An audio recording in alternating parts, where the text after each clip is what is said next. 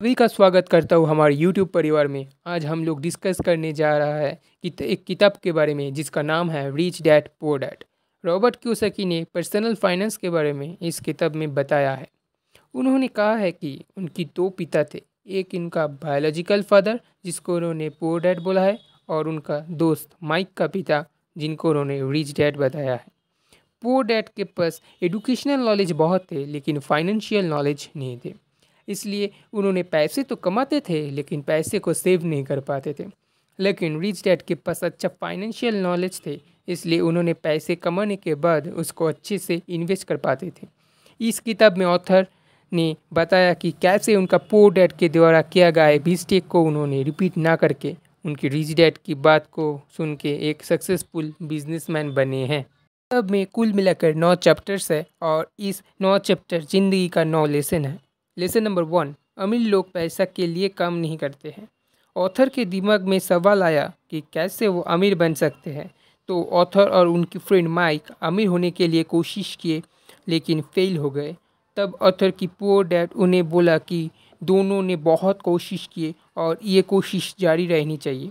फिर ये दो दोस्त मिलकर एक कॉमिक बुक लाइब्रेरी ओपन किया और वैसे कुछ पैसे कमाया, लेकिन उनको कुछ काम करने नहीं पड़ा। तो और यह से उनको लेसन मिला कि गरीब और मिडिल क्लास लोग पैसे के लिए काम करता है, लेकिन अमीर लोग पैसे को अपनी काम पे लगाते हैं। लोगों का ज़िंदगी दो चीज़ कंट्रोल करती है, एक है फेयर और एक ग्रीड। पैसे नहीं होने का डर लोगों से मेहनत करवाते हैं और पेचेक मिलने के बाद उनकी डिज़ायर बढ़ने लगती है। अमीर लोग और ज़्यादा कमाने चाहते हैं क्योंकि उनके पास अपना घर, बैंक बैलेंस खोने का डर है, और गरीब लोगों के पास कुछ ना होने का डर। इसलिए ऑथर कहते हैं कि the avoidance of money is just as psychotic as being attached to money.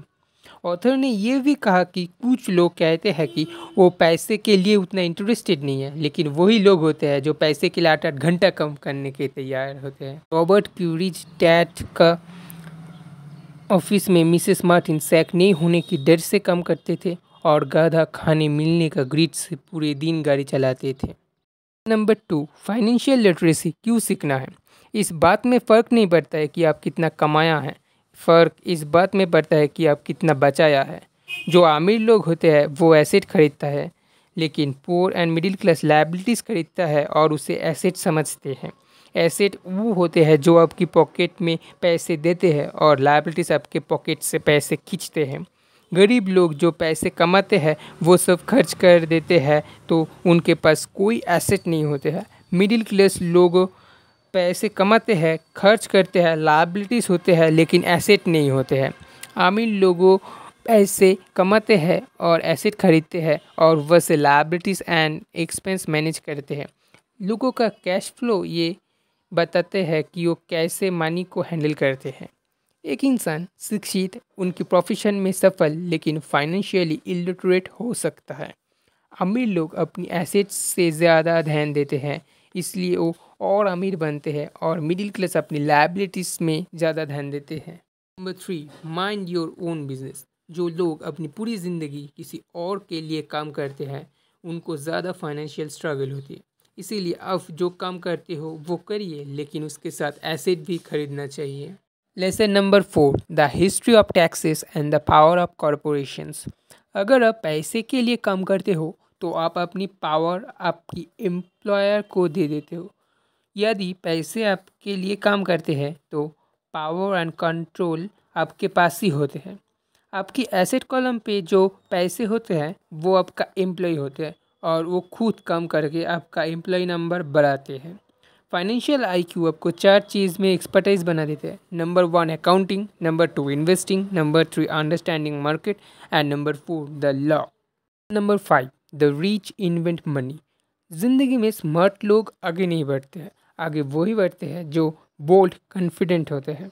Games हमारी मानसिकता को दर्शाते हैं। सबसे पावरफुल एसेट हमारी ब्रेन होते हैं। यदि हम इसको अच्छे तरीके से ट्रेन करेंगे तो ये हमको बहुत पैसे कमा के दे सकती है।